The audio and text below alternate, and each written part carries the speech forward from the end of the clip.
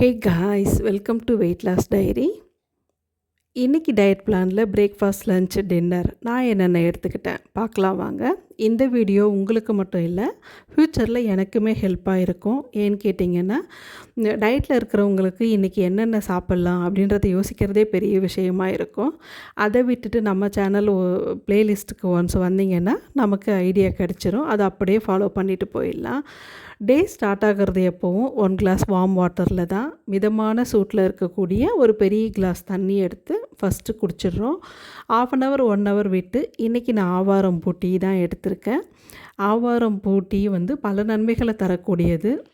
மூட்டு வலி, நரம்பு தளர்ச்சி வராமல் பார்த்துக்கிறதுக்கும், கிட்னி ஃபங்க்ஷன்ஸ், சிறுநீரக பிரச்சனைகள் இல்லாமல் இருக்கிறதுக்கும், முக்கியமாக சுகர் பேஷண்ட்டுக்கு இன்சுலின் அளவை கட்டுப்படுத்தி சுகரை கண்ட்ரோலாக வச்சுக்கிறதுக்கு இந்த ஆவாரம் பூ டீ ஹெல்ப் பண்ணும்.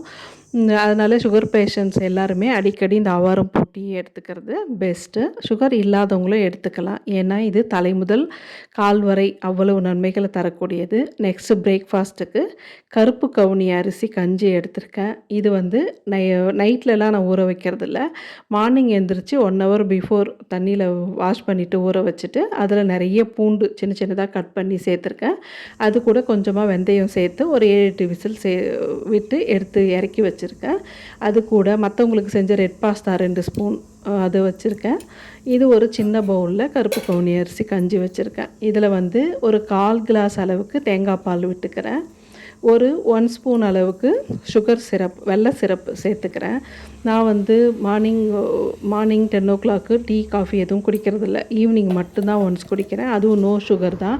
அதனால் இந்த 1 ஸ்பூன் ஜாக்கரி எனக்கு எதுவும் ஆகாது. அதுக்காக நான் அதை எடுத்துக்கிறேன். லஞ்சுக்கு பார்த்திங்கன்னா ஒரு ஸ்மால் பவுலில் 1 கப்பு ரைஸ் எடுத்திருக்கேன். ரைஸ் எந்த லெவலுக்கு எடுத்தனோ அதே அளவுக்கு குவான்டிட்டியில் கூட்டு பண்ணியிருந்தேன், அதை எடுத்துக்கிறேன். இன்றைக்கி நான் பாட்டில் கார்டு கூட்டு, சுரக்காய் கூட்டு தான் பண்ணியிருக்கேன். அதே எடுத்திருக்கேன். அது கூட கத்திரிக்காய், முருங்கைக்காய் பொரியல், அதுக்கப்புறம் அப்பள சிப்ஸ் இந்த கூட்டில் பொடிச்சு போட்டால் எங்கள் வீட்டில் எல்லாருக்கும் பிடிக்கும். அதனால் கொஞ்சமாக அதில் பொடிச்சு சேர்த்துட்டு ஆளுக்கு 1 சைட் டிஷ்ஷாக தொட்டுக்கிறதுக்கு வச்சுருக்கேன்.